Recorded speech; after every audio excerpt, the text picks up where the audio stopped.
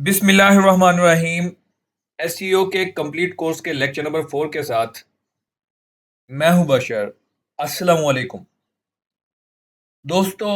आज हम बात करने वाले हैं एसईओ के टेक्निकल बैकबोन के बारे में, यानी वेबसाइट की एक्सेसिबिलिटी और इंडेक्सिंग। आज हम इस कॉन्सेप्ट को समझेंगे और इसकी मुकम्मल जानकारी हासिल करेंगे ताकि हम टेक्निकल बैकबोन को अच्छे से अंडरस्टैंड कर सकें।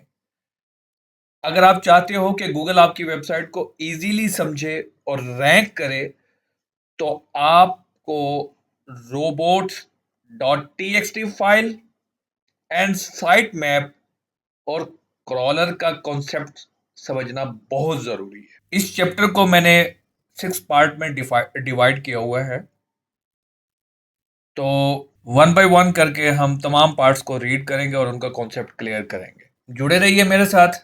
चलते हैं अपने लेक्चर की जानिब।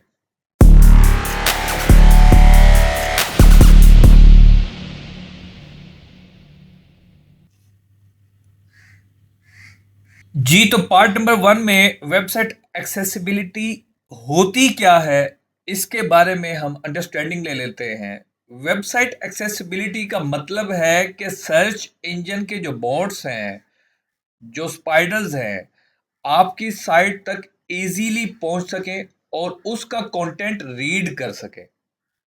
एक्सेसिबिलिटी, एक्सेस करना किसी चीज को। आपकी वेबसाइट होती है ऑनलाइन, तो डेफिनेटली आपकी प्रोफाइल होगी, आपकी वेबसाइट होगी, आपका ब्लॉग होगा, कुछ भी होगा, तो उसकी एक्सेसिबिलिटी को क्रॉलर जो होते हैं, जो बोट्स होते हैं, जो स्पाइडर्स होते हैं, वो इजीली एक्सेस करें ताकि आपकी वेबसाइट के ऊपर मौजूद कंटेंट को वो अंडरस्टैंड करने के बाद सर्च इंजन के कंसोल में डाल दें और वहाँ पे इंडेक्सिंग हो जाए आपकी, ताकि आपकी फिर उस रेलिवेंट कीवर्ड्स के ऊपर रैंकिंग हो। अगर आपकी वेबसाइट एक्सेसिबल नहीं है, यानी गूगल आपके पेजेस को क्रॉल नहीं कर सकता, तो वो इंडेक्स भी नहीं करेगा, और अगर इंडेक्स नहीं होगा तो डेफिनेटली रैंक भी नहीं होगा। फॉर एग्जांपल, सोचो आपके पास एक लाइब्रेरी है जहां बहुत सारी ढेरों बुक्स रखी हुई है और इल्म का खजाना है वहां पर, मगर डोर क्लोज है, दरवाजा बंद है, तो कोई भी किताब देख नहीं सकेगा। देखने तो दूर की बात, टच भी नहीं कर सकेगा, एक्सेस भी नहीं कर सकेगा, अंदर भी नहीं जा सकेगा। वैसे ही अगर आपकी वेबसाइट क्रॉलेबल नहीं है, तो गूगल उसे देख ही नहीं सकता। तो यहीं पर ही आपकी वेबसाइट की कहानी खत्म हो जाएगी, उसका एसईओ हो ही नहीं पाएगा। चलते हैं अपने पार्ट नंबर 2 की जानिब। जी, पार्ट नंबर 2 में हम इंफॉर्मेशन लेंगे क्रॉलर्स के मुतालिक, सर्च इंजन बोर्ड्स के मुतालिक। इसका कॉन्सेप्ट हम क्लियर करेंगे, इसके तमाम के तमाम। गूगल के पास स्पेशल बोर्ड्स होते हैं जिन्हें गूगल बोर्ड्स कहते हैं। ये ऑलरेडी मेरा ख्याल में मैं लेक्चर नंबर 1 या 2 में बता चुका हूँ कि क्रॉलर किस तरह से, गूगल सर्च इंजन काम कैसे करते हैं या सर्च इंजन काम कैसे करते हैं। क्रॉलिंग होती है, इंडेक्सिंग होती है, फिर रैंकिंग होती है। उस लेक्चर में अगर आपने नहीं देखा तो ऊपर पिन पे नज़र आ रहा होगा, आप उस पर क्लिक करके दोबारा से देख सकते हैं। तो ये बोर्ड्स इंटरनेट पर continuously without sleeping website visit करते रहते हैं, उनके कंटेंट को रीड करते रहते हैं और फिर गूगल के डेटाबेस में सेव करते रहते हैं। अगर आप चाहते हैं कि गूगल बॉट आपकी साइट को भी विजिट करें, तो इंश्योर करें कि वेबसाइट पब्लिकली एक्सेसिबल हो, लिंक प्रॉपरली कनेक्टेड हो और कोई unnecessary block robots dot T x T file में ना हो। यहां तक उम्मीद करता हूं आपका कॉन्सेप्ट क्लियर हो गया होगा। चलते हैं हम अपने पार्ट नंबर 3 की जानिब। जी, तो पार्ट नंबर 3 में हम समझेंगे ये robots dot T x T file. हमने 3 चीजें पढ़ी थी, robot dot T x T, site map and crawler. Crawler का हमने कॉन्सेप्ट क्लियर कर लिया। अब आते हैं robots dot T x T file क्या होती है। ये फाइल आपके वेबसाइट के रूट फोल्डर में होती है। फॉर एग्जाम्पल, आपकी वेबसाइट है abc.com या ali.com या numan.com या फैजान.com या रिहाना.com, कुछ भी आपकी वेबसाइट हो सकती है। आपकी जो डोमेन होगी उसके नेक्स्ट एक txt नोटपैड की txt एक्सटेंशन वाली फाइल होगी, उसके अंदर कुछ इस तरह का कोड होगा, इस तरह का। इस फाइल का जो काम होता है गूगल बोर्ड्स को बताना कि कौन से पेजेस क्रॉल करने हैं और कौन से नहीं। अब ये जो इसके अंदर ये छोटा सा कोड लिखा हुआ होता है, इसको मैं थोड़ा सा आपको समझा देता हूं कि ये होता किस लिए है। इसकी एक्सप्लेनेशन ये है कि ये जो लाइन है और ये साथ में स्टेरिक लगा हुआ है। स्टेरिक का मतलब यूजर एजेंट, मतलब सब बोर्ड्स के लिए रूल्स अप्लाई होगा। जितने भी बोर्ड्स हैं उन सब के लिए यही रूल अप्लाई होगा।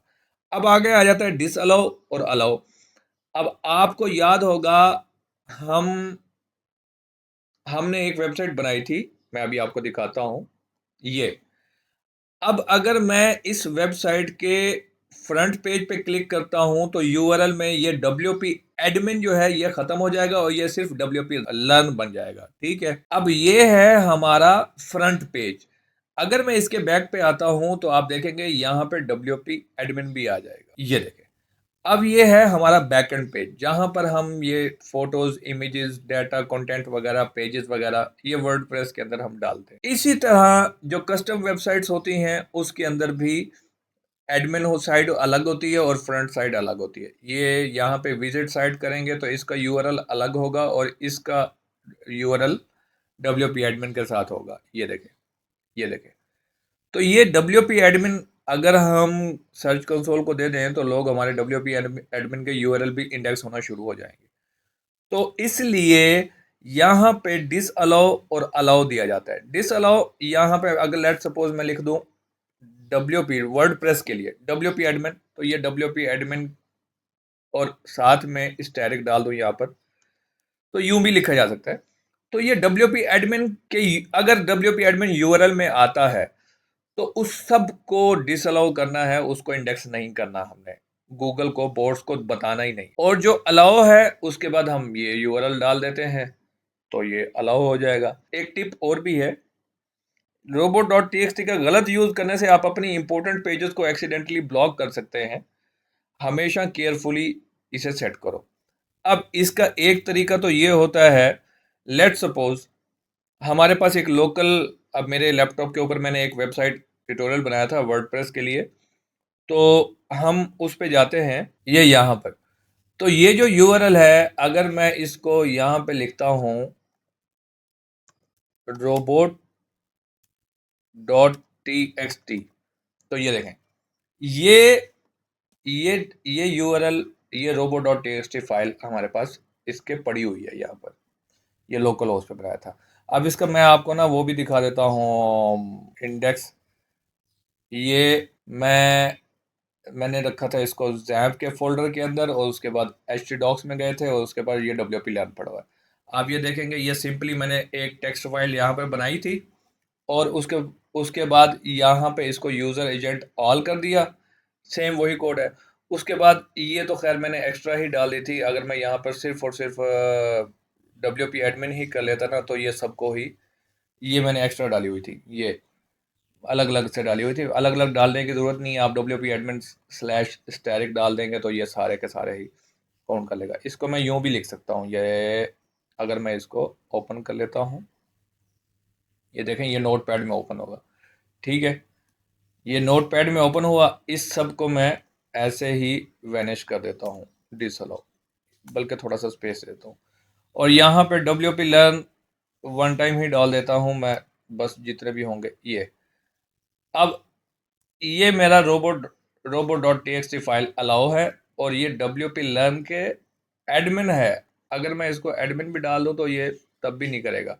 ठीक है, तो WP एडमिन के बाद जितने भी यूआरएल आते हैं उन सब को डिसअलाउ करें। ठीक है, तो ये मेरी फाइल बन जाएगी और मैं इसको सेव कर लेता हूँ। लेट, अच्छा, अब आते हैं दोबारा अपने वर्डप्रेस वेबसाइट की जानिब। अब यहाँ पर ये एक एक तो ये तरीका होता है कि अगर आपकी कस्टम वेबसाइट है तो उसके रूट फोल्डर के अंदर ही आप ये robot.txt फाइल बनाकर डाल देंगे। सेम यही वाला कोड, जिन पेजेस को आपने एक्सेस कराना हो, अलाउ कराना हो उनको अलाउ करा दें, जिनको डिसअलाउ कराना हो उसको डिसअलाउ करा दें। सिंपली बस इतना सा कोड आपको लिखना होता है। या अगर आप चाहें तो 1 बाय 1 एक-एक पेजेस को भी अलाउ डिसअलाउ कर सकते हैं, ठीक है? It's up to you. Hope so कि आपको यहाँ पर robo.txt फाइल समझ आ गई होगी। अब एक और यहाँ पर जाते-जाते एक चीज़ बता दूँ, वर्डप्रेस के अंदर अगर आपके पास ये वाला प्लगइन इंस्टॉल्ड है, प्लगइन में जाता हूँ, ये वाला प्लगइन, अगर आपके पास ये वाला प्लगइन इंस्टॉल्ड है, तो यहाँ पे योस के अंदर आएँगे, टूल्स के अंदर जाएँगे, तो आप देखेंगे कि यहाँ पे फाइल एडिटर पड़ा हुआ है। यहीं पे ही आपको लिखा हुआ मिलेगा like your robo.txt file and if you have one your htaccess file. 2 फाइलें होती हैं, एक ये कुछ कॉन्फ़िगरेशंस के लिए होती हैं और ये एसईओ के लिए होती है, robo.txt फाइल। तो इसके अंदर मैंने अभी चेंजेस की थी। तो ये बेसिकली robo.txt फाइल आप चाहें तो यहाँ से भी आप चेंजेस कर सकते हैं। और इसके मैंने यहाँ पे स्टैटिक डाल दूँ लेट्स सपोज़, और इसको मैं सेव चेंजेस करता हूँ, तो ये यहीं पे ही robo.txt फाइल चेंज हो जाएगी। आप ये देखेंगे दोनों के साथ स्टैटिक आ गया। ठीक है। अब यहाँ पे एक चीज़ मैंने थोड़ी एक्स्ट्रा की हुई है, आप इससे कंफ्यूज ना होइएगा। ये योस की तरफ से ना मैंने साइट मैप डाला हुआ है इसके अंदर, ठीक है? और ये डबल डबल कोड लिखा हुआ है ऊपर नीचे, तो मैं इसको यहाँ से उठाता हूँ, इसको कट कर लेता हूँ और इधर मैं इसको डाल लेता हूँ। ये देखें, ये अलाउ आया हुआ है। तो बस ये जो हैश के बाद की चीज़ है ना, ये वाली, ये आपका ये कमेंट है और ये भी कमेंट है। आपने इससे नहीं घबराना। हैश टैग वाला जितना भी है ये सारा कमेंट है। तो ये बेसिकली ये कोड है आपका ये। तो इसको मैं सेव कर लेता हूँ। तो ये इस कोड का मतलब ये है user agent for all bots, और डिसअलाउ क्या करना है डब्ल्यूपी एडमिन के बाद जितने भी पेजेस हैं वो, और अलाउ क्या करना है डब्ल्यूपी लर्न के बाद जितने भी पेजेस हैं वो। इसको मैं काट देता हूँ और इसको यहाँ से यूं कर देता हूँ ये, और ये सेव, ये। तो ये डब्ल्यूपी लर्न के जितने भी पेजेस होंगे वो सारे के सारे अलाउ कर देगा, और ये डिसअलाउ है, ठीक है। अब उसके बाद चलते हैं अपने पार्ट नंबर 4 की जानिब। पार्ट नंबर 4 है हमारा साइट मैप क्या होता है। साइट मैप, आप नाम से ही थोड़ा सा आपको आइडिया हो रहा होगा, ये आपकी पूरी वेबसाइट का मैप होता है कि उसके अंदर कितने पेजेस हैं, कितने ब्लॉग्स हैं, कितने यूआरएल्स हैं। तो साइट मैप एक एक्सएमएल फाइल होती है जो गूगल को बताती है कि आपके वेबसाइट पर कौन से पेजेस हैं और कौन, और उनका स्ट्रक्चर क्या है। यानी कि ब्लॉग के अंदर कितने पेजेस हैं, प्रोडक्ट्स के अंदर कितने पेजेस हैं, इस तरह से शॉप के अंदर कितने पेजेस हैं, प्रोफाइल के अंदर कितने पेजेस हैं, पोर्टफोलियो के अंदर कितने पेजेस हैं, मेन पेजेस होते हैं ना उनके अंदर मजीद पेजेस होते हैं, सब पेजेस होते हैं। तो वो पूरा का पूरा स्ट्रक्चर बना के वो एक्सएमएल फाइल गूगल को ये बताती है कि आपकी वेबसाइट के अंदर कितने पेजेस और कौन सा स्ट्रक्चर उनका है। ये फाइल सर्च इंजन को हेल्प करती है कि पेजेस को फास्ट और एक्यूरेटली इंडेक्स करने में, ठीक है। अब ये भी आपके डोमेन जो होती है उसके रूट पर ही पड़ी होती है। अब मैं आपको दिखाऊंगा योस्ट एसईओ। अगर आप वर्डप्रेस में योस्ट एसईओ या रैंक मैथ्स या कोई भी प्लगइन यूज करते हैं तो साइट मैप ऑटोमेटिकली जनरेट कर सकते हैं और गूगल सर्च कंसोल में सबमिट कर सकते हैं, इंश्योर कर सकते हैं कि गूगल ने उसे प्रॉपरली रीड किया है। पहले तो हम देख लेते हैं कि ये साइट मैप पड़ा कहाँ पे है और इसका स्ट्रक्चर होता कैसे है। आइए चलते हैं वेबसाइट की जानिब। यहाँ पे टूल के अंदर आ जाएंगे, सेटिंग के अंदर आप जाएंगे,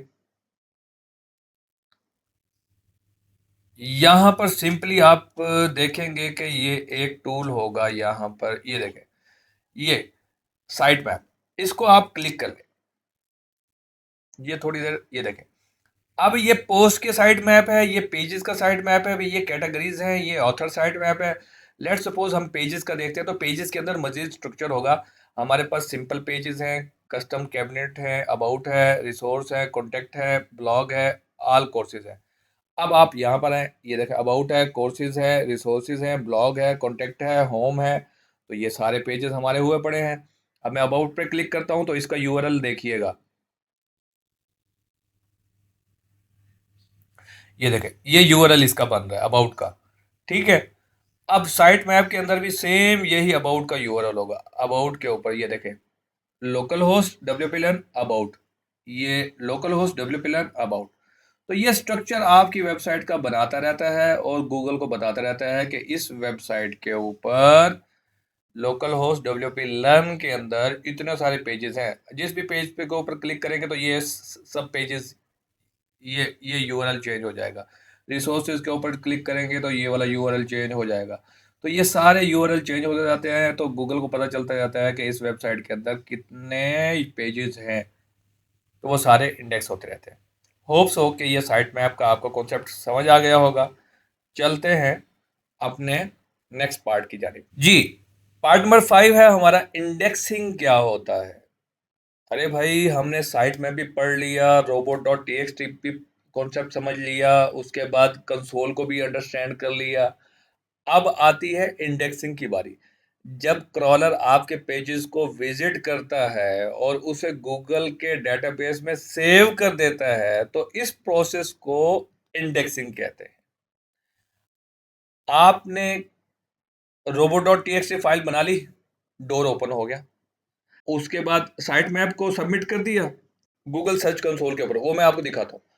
तो उसके बाद ये बल्कि दिखा देते हैं, ये आपको थोड़ा सा आइडिया क्लियर हो जाएगा।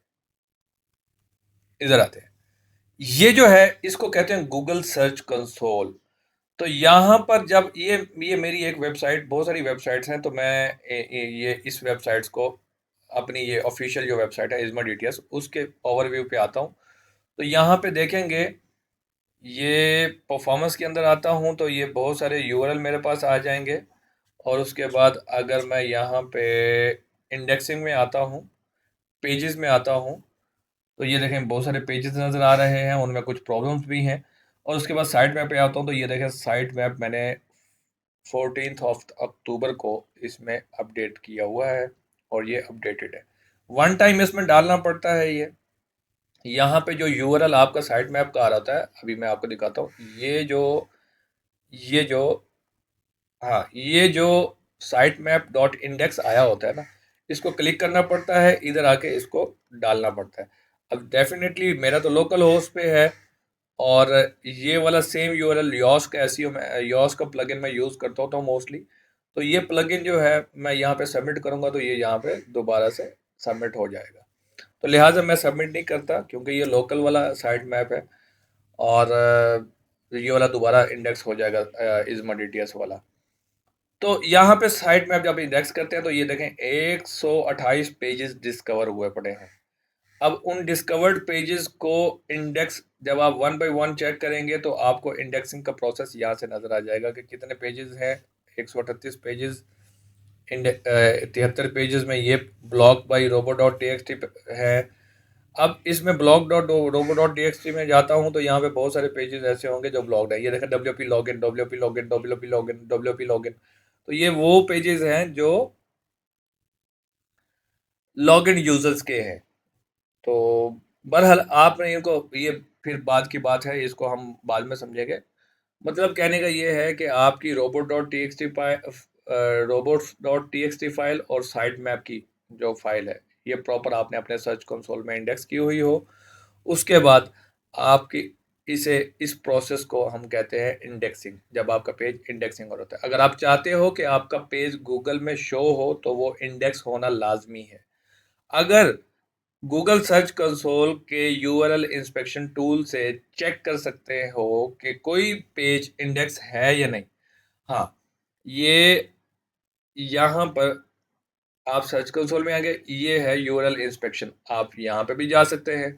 तो यहाँ पे जाके आप, लेट सपोज मैं इस पेज को isma.dts.com/how-to-add-keywords in a website, इसको मैं चेक करता हूँ, तो ये यहाँ पे मुझे इसका स्टेटस बताएगा अभी थोड़ी देर में। ये देखें, ये पेज मेरा ऑलरेडी इंडेक्स्ड है, ग्रीन है, ग्रीन है, ग्रीन है। इसकी आप मज़ीद डिटेल चाहें तो आप यहाँ से कौन सी डेट को हुआ है, कैसे हुआ है, और आप इसको भी चेक कर सकते हैं। तो ये है सर्च कंसोल, यहाँ पे साइट मैप पे आप कैसे चेक कर सकते हैं। आते हैं अपने पार्ट नंबर 6 की जानिब। पार्ट नंबर 6 में जो कॉमन मिस्टेक है उसके बारे में हम बात करेंगे। मोस्टली जो बिगनर्स होते हैं वो robot.txt से गलती से इंपोर्ट पेजेस इम्पोर्टेंट पेजेस को ब्लॉक कर देते हैं, तो इसलिए वो इंडेक्स नहीं हो पाते। या साइट मैप को सर्च कंसोल में सबमिट ही नहीं करते, भूल जाते हैं सीधे से, तो इसलिए वो इंडेक्स नहीं हो पाती। डुप्लीकेट पेजेस होते हैं, ब्रोकन लिंक्स होते हैं, उनको इग्नोर कर देते हैं। तो ये आपको सर्च कंसोल के ऊपर बैठना पड़ता है, देखनी पड़ती हैं वन बाय वन चीज़ें, तब जाके वो इंडेक्सिंग प्रोसेस होता है। Try try try try again practice करनी पड़ती है। सोल्यूशन है, अपनी साइट को क्रॉल टेस्ट करो। एसईओ का टूल स्क्रीम फ्रॉग है, ठीक है। यहाँ पे आए, गूगल पे आए, ये यहाँ पे स्क्रीम फ्रॉग है, ये टूल्स हैं बेसिकली एसईओ के।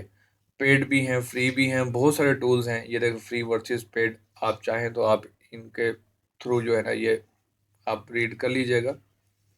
तो ये टूल्स यूज़ करके आप अपनी क्रॉलिंग वगैरह को चेक कर सकते हैं। साइट बल्ब है और जीएससी है, ये टूल्स हैं, प्रीमियम भी मिलते हैं, फ्री भी मिलते हैं, तो आप इससे अपने क्रॉल टेस्ट कर सकते हैं।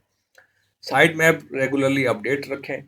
गूगल सर्च कंसोल से इंडेक्सिंग स्टेटस को चेक करते रहें। जो प्रॉब्लम्स हैं उनको साथ साथ रिमूव करते जाएं और उनको सॉल्व करते जाएं। तो इस तरह से आपकी पेजेस इंडेक्स होना शुरू हो जाएंगे। तो ये है थोड़ा सा वेबसाइट एक्सेसिबिलिटी के बारे में आज के लेक्चर में पढ़ा है।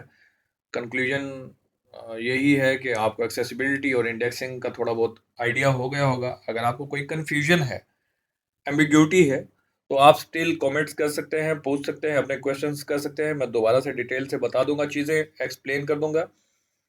तो नेक्स्ट लेक्चर में हम देखेंगे कि वेबसाइट का स्ट्रक्चर और यूआरएल ऑप्टिमाइजेशन, जहां हम सीखेंगे कि यूआरएल नेविगेशन और हेडिंग्स को एसईओ फ्रेंडली कैसे बनाया जा सकता है।